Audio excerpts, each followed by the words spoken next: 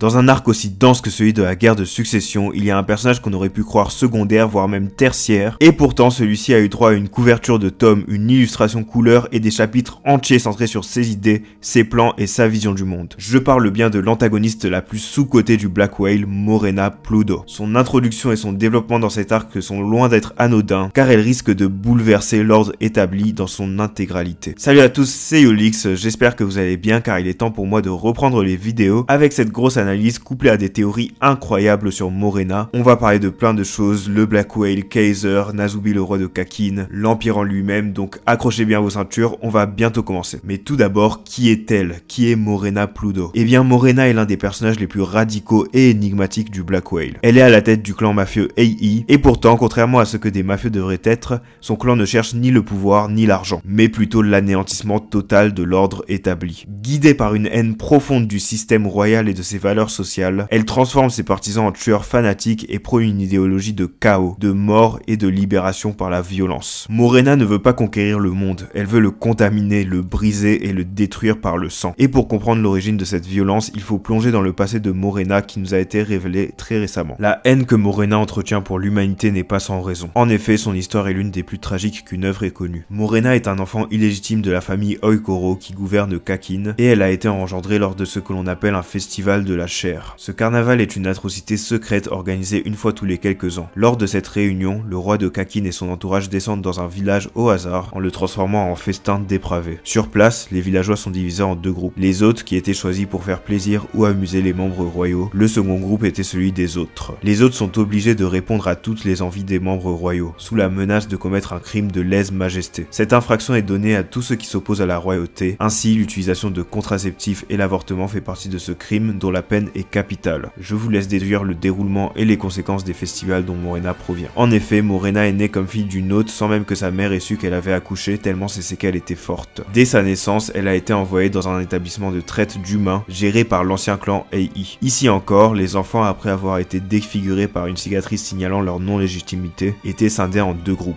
Le premier est celui des doubles lignes. Ce sont les enfants illégitimes du royaume qui ont le droit de vivre aussi luxueusement que les princes, en plus d'avoir de bonnes positions dans la mafia, sous condition de rester discret. Par exemple, les chefs actuels des clans Shu'u et Sha'a sont des doubles lignes. Mais l'histoire est différente pour Morena, la chef du clan AI. La Morena que nous connaissons, elle, faisait partie du deuxième groupe, celui des morceaux de viande. Ce groupe était exposé à la traite d'humains dans tous ses aspects. Et je parle de la chef du clan AI comme la Morena que nous connaissons, puisqu'en réalité, la vraie Morena, qui était une double ligne, a été tuée par la Morena que nous connaissons. Le meurtre de la vraie Morena fut sûrement le premier acte de rébellion de cette Morena bis, et grâce à la capacité de naine qu'elle a découvert lorsqu'elle n'était qu'un morceau de viande, cette Morena a su se glisser dans le groupe des doubles lignes à la place de la vraie Morena, après 20 ans de vie en tant que morceau de viande. En tuant la vraie Morena, donc comme je l'ai dit, notre Morena a eu l'opportunité de s'imposer dans le clan AI, la mafia de Kakin qui était responsable de la traite d'enfants. Elle a ensuite éliminé le boss de ce clan pour en prendre la tête, et une fois que cela a été fait, Morena a détruit et refondé l'entièreté du clan AI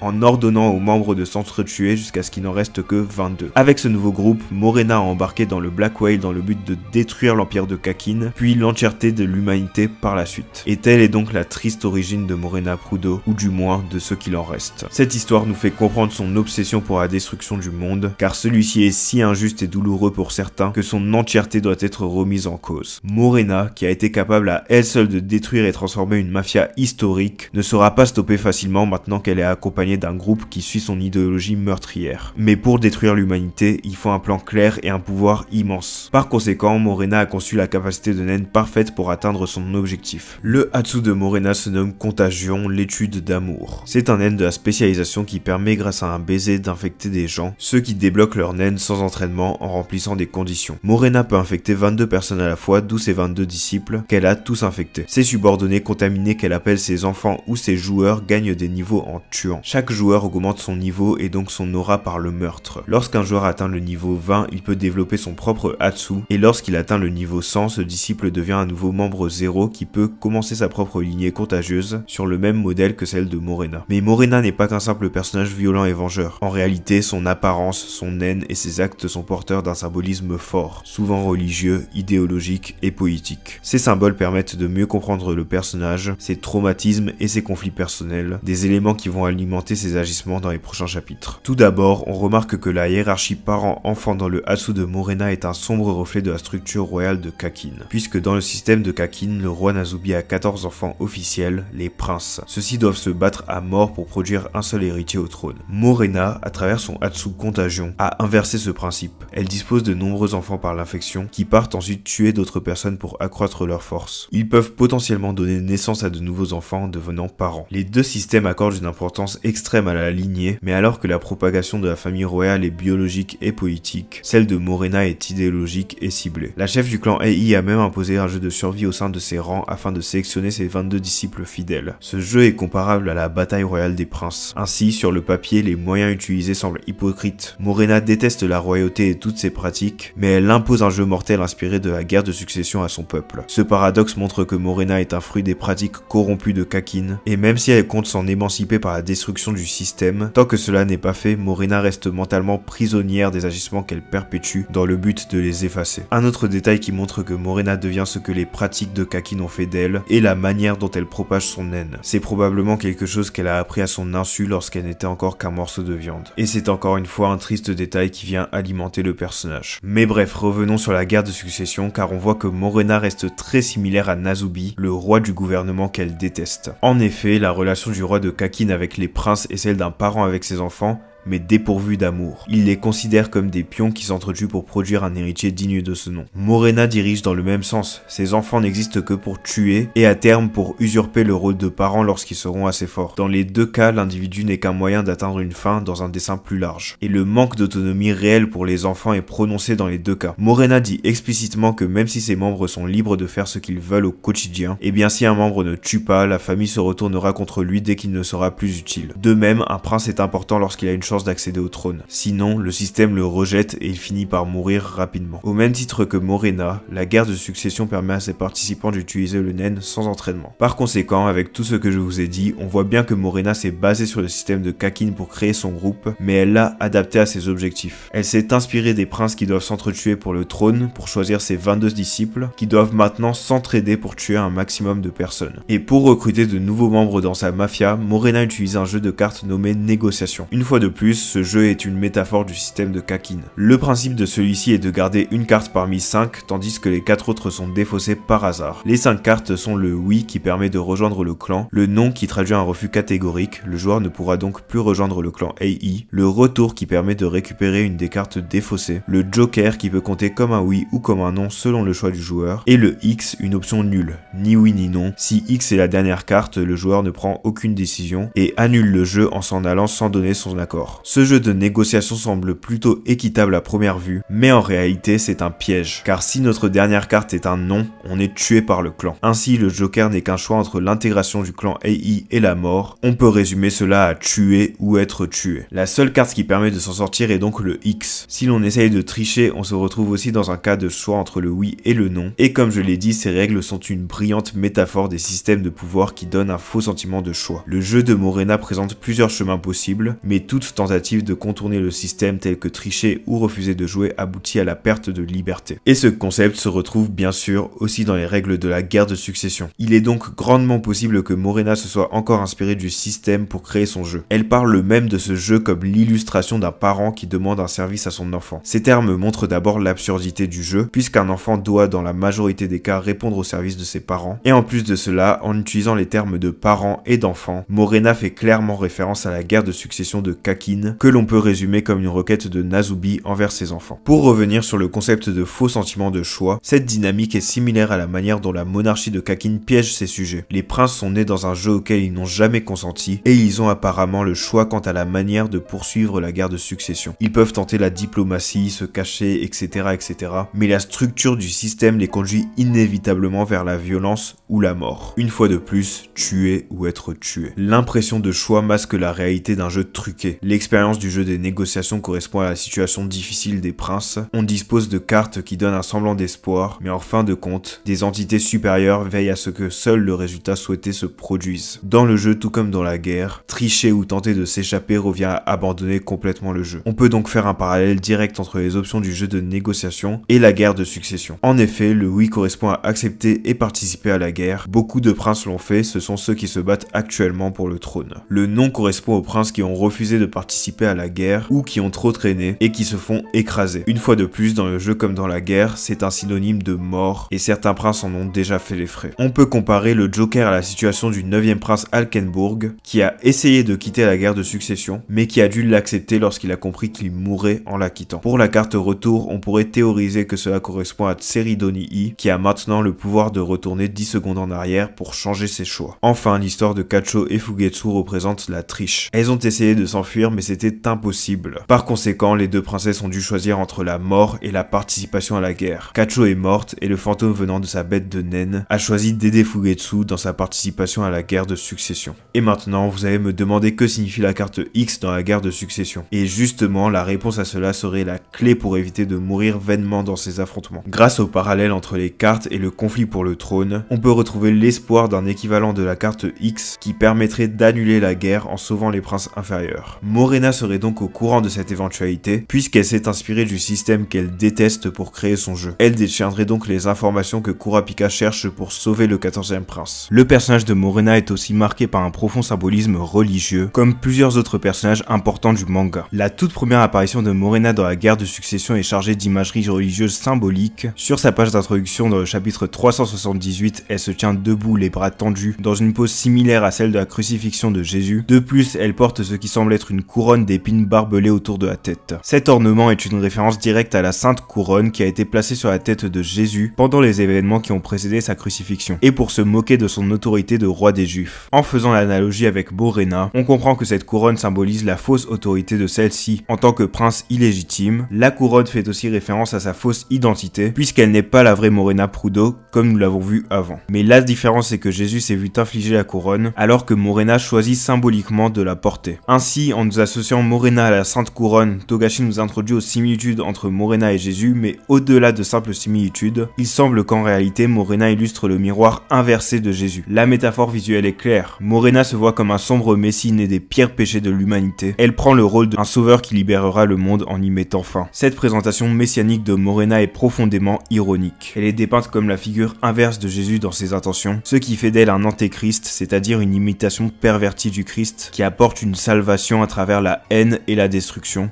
plutôt que par l'amour. L'antéchrist reprend les symboles du Christ, mais il les tord en instrument de chaos. Cela correspond totalement au statut de Morena, qui en plus de porter la couronne d'épines, rassemble des adeptes dévoués en leur donnant du pouvoir. Jésus est le martyr de l'humanité. Il a souffert et il est mort sur la croix pour sauver le monde. Morena, elle, est une sorte de martyr inversé encore une fois. Façonnée par un système monstrueux, elle porte ses cicatrices et sa couronne de ronces comme les marques d'une injustice. Mais au lieu de chercher à sauver le monde, elle a choisi de l'entraîner dans sa chute. On peut donc imaginer en faisant le parallèle entre Jésus et Morena que celle-ci finira par mourir en se sacrifiant pour s'approcher de sa cause. Sa mort pourrait donner lieu à un end post-mortem qui renforcerait la puissance de son groupe d'assassins, ou encore Morena pourrait ressusciter pour accentuer le symbolisme qu'elle tient de Jésus. Cette image de Morena en tant qu'antéchrist permet aussi de théoriser sur les prochains événements du Black Whale, puisque l'apparition de l'antéchrist est souvent liée à l'effondrement des structures établies, et ceci annonce l'apocalypse. On en déduit donc que Morena va réussir à bouleverser l'équilibre de Kakin, ce qui engendrera le climax de la guerre de succession, une apocalypse qui s'approche pas à pas, notamment maintenant que la loi martiale a été prononcée. Et au-delà d'un profond symbolisme religieux, Togashi s'est aussi inspiré de faits réels pour ajouter du relief au personnage, notamment lors de son introduction. Sur cette case où Morena dévoile son intention de détruire le monde, on retrouve de nombreux événements tragiques, dégoûtants et honteux qui nous font subtilement comprendre l'origine de la motivation de Morena, qui dépasse même l'aspect horrible de l'humain, car la page montre aussi des événements qui sont naturels bien qu'atroces. Je ne mettrai pas d'image réelle car cela peut être choquant, mais pour faire simple, sur cette case d'introduction, Togashi a dessiné des éléments tels que la crise humanitaire au Nigeria, le lynchage de Thomas Shipp et Abraham Smith, la famine de l'enfant juif de Varsovie, le Nyota Mori, la nuisance du coucou gris, l'endoparasitose, la décapitation du journaliste indépendant japonais Kenji Goto et de nombreuses autres catastrophes naturelles et humaines. Cette introduction virulente que Togashi nous donne pousse directement à comprendre les raisons du personnage avant même de connaître son passé. Mais en revenant sur le passé de Morena, on remarque aussi que Togashi Togashi dénonce une fois de plus des phénomènes réels. Et oui, il a toujours été un auteur connu pour dénoncer des situations réelles précises au travers de ses œuvres. Ici, en racontant la naissance du cataclysme qu'est devenu Morena, l'auteur dénonce du concret, existant depuis des lustres et qui a d'ailleurs fait des rebonds récemment. Quand on voit ce rituel organisé par des figures publiques et des élites de Kakin, il est difficile de ne pas penser à des affaires bien réelles. Que ce soit l'affaire Epstein ou encore le scandale autour de Didi, on retrouve le même schéma. Des personnalités puissantes qui utilisent leur statut pour créer des réseaux d'abus,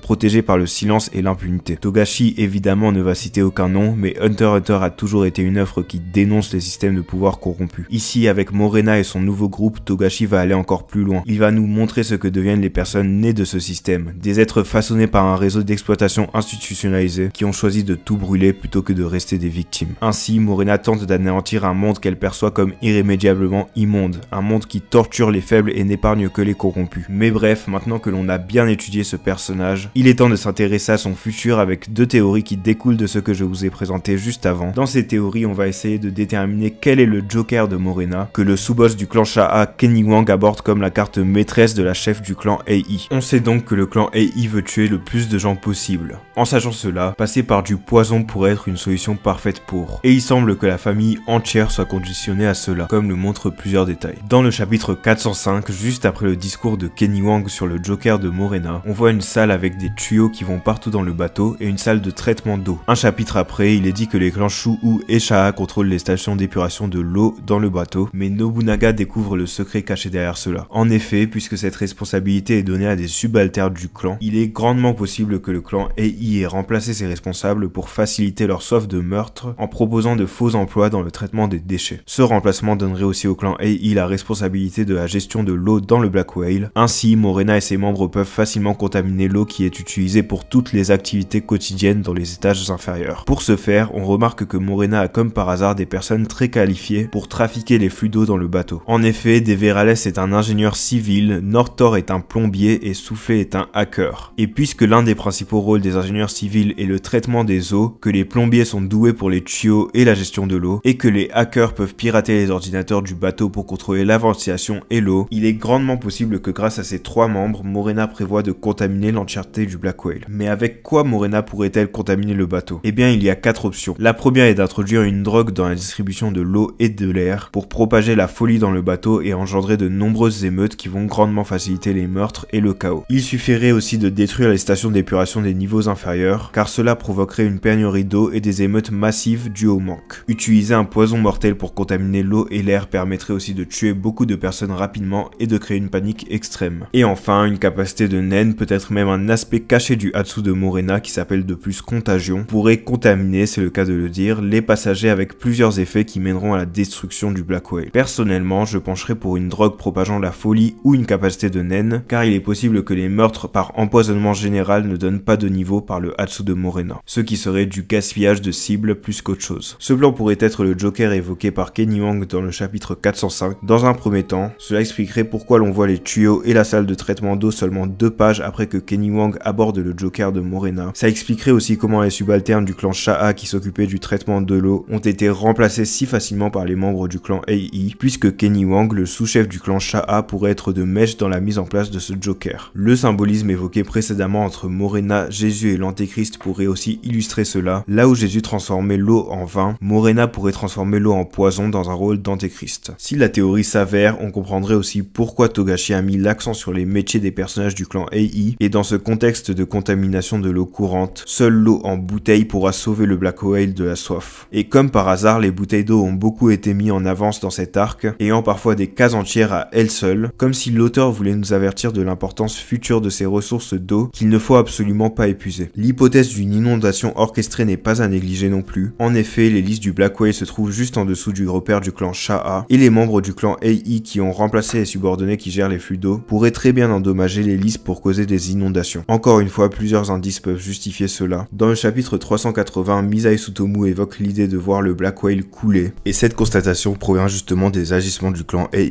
qui avait fait des meurtres qui pourraient sur le long terme causer une émeute. Si l'on revient sur la théorie des drogues dans l'eau courante, eh bien les agitations créées par tout cela pourraient causer des inondations dans le Black Whale comme le dit Misao Tsutomu. De plus, Borgsen affirme dans le chapitre 408 que Kakin est le dernier mondial dans la gestion des inondations. Et le dernier indice, on le voit dans les storyboards que Togashi a fait pour le chapitre 417. Effectivement, les personnages semblent avoir de l'eau à leurs pieds, comme si des inondations avaient bel et bien eu lieu. Si vous voulez en savoir plus sur la théorie du Black Whale qui coule, j'en parle dans cette vidéo. Et voilà donc pour la théorie de l'empoisonnement et des inondations. Même si je pense que celles-ci sont très plausibles, je ne dirais pas non plus que c'est le Joker de Morena, car pour moi celui-ci désigne autre chose. C'est parti pour la deuxième théorie. Le clan AI dirigé par Morena est une anomalie dans l'univers mafieux de Kakin. Et oui, contrairement aux autres familles, ses membres ne sont pas enregistrés comme mafieux auprès de la justice, mais plutôt comme civils. Cette particularité crée un décalage juridique majeur puisque toute attaque envers eux n'est pas considérée comme un affrontement entre familles, mais comme un crime contre des innocents. Ce statut protège donc juridiquement le clan de toute attaque visible, ce qui est une arme redoutable lorsque l'on est la cible de deux clans mafieux. Mais cette couverture permet aussi de tuer sans incriminer son clan, ainsi la moindre riposte contre la famille AI devient une violation grave de l'ordre public, justifiant l'intervention des autorités de Kakin. En entendant cela, il y a deux possibilités. Soit le clan AI s'est tout simplement montré ingénieux en faisant passer ses membres sous le radar après sa reconstruction, soit le bureau de justice est de mèche avec Morena et son clan. En effet, depuis les premiers meurtres causés par le clan AI, la justice de Kakin semble étrangement passive, comme si elle attendait que la situation dégénère. Les meurtres qui se diffusent dans les étages inférieurs sont même gérés par les Hunters, car la justice n'y répond pas. L'hypothèse d'assassinat liée à la mafia n'est même pas abordée après les actes de Luini, même si c'est une cause qui est plausible et qui s'avère. Et tous ces détails poussent à créer un lien entre le bureau de justice et le clan AI. Or, une figure de cette instance revient souvent dans les derniers chapitres. Kaiser, le vice-procureur dont le calme surnaturel intrigue même Senritsu. Plusieurs éléments nous laissent croire qu'il pourrait être le Joker de Morena. Dans un premier temps, Kaiser a l'air de créer des plans pour éliminer un maximum de personnes, dont des princes importants. On le voit notamment avec le plan d'empoisonnement des princes supérieurs qu'il façonne avec Senritsu, mais aussi avec le bouton secret que Steiner devra activer en cas de loi martiale. Selon Kaiser, lors d'un état d'urgence, ce bouton empêchera l'armée de prendre les pleins pouvoirs qui reviendront à la justice. Ainsi, en détenant tous les pouvoirs, le bureau de justice pourra mettre tous les meurtres causés pendant cet état spécial sous le tapis. Et donc tout ce pourquoi Kaiser se bat est en accord total avec les objectifs de Morena. En tuant des princes, Kaiser réalisera l'un des objectifs de Morena qui est de détruire le système en place, et en donnant les pleins pouvoirs au bureau de justice que l'on suppose comme l'allié de Morena, Kaiser permettra au clan AI de profiter de l'état d'urgence pour organiser des massacres impunis. Et qui dit massacre dit augmentation du niveau de tous les membres du clan AI, et donc augmentation de leur force, ils vont tous devenir monstrueux. De plus, on sait que Kaiser est sous l'emprise d'un naine de la manipulation. Senritsu sent que ses émotions sont contrôlées et ses actes ne sont pas ceux d'un homme rationnel. Si Morena est réellement derrière cette manipulation, alors Kaiser deviendra le catalyseur du chaos, l'élément qui fera basculer le Black Whale dans une nouvelle guerre légale. Et d'autres indices laissent entendre cela. Déjà, même si l'on ne peut rien en tirer de concret, on ne peut pas nier que Kenny Wang, qui semble par la formulation de sa phrase sur le Joker être un allié de Morena, ressemble vraiment à Kaiser. On sait que les apparences ne sont pas anodines dans la guerre de succession, on l'a vu récemment avec la reine Unma qui est en réalité la mère du 9e prince, et sur la même base, Kaiser et Kenny Wang pourraient être des frères, tous deux au service de Morena. Ensuite, Togashi a souvent associé le clan AI aux autorités de justice, comme pour nous montrer leur lien. Dans le chapitre 399, on remarque que cette famille mafieuse n'a aucune crainte pour appeler la police, malgré leurs activités criminelles qui semblent être omises par celle-ci. Le personnage de Yoko Tani renforce aussi cette idée. Il est présenté comme un avocat qui peut expulser des intrus ayant violé la loi. Son pouvoir est une personnification de la justice. Et devinez quelle est sa condition d'activation. Il ne peut l'utiliser que dans un repère où se trouve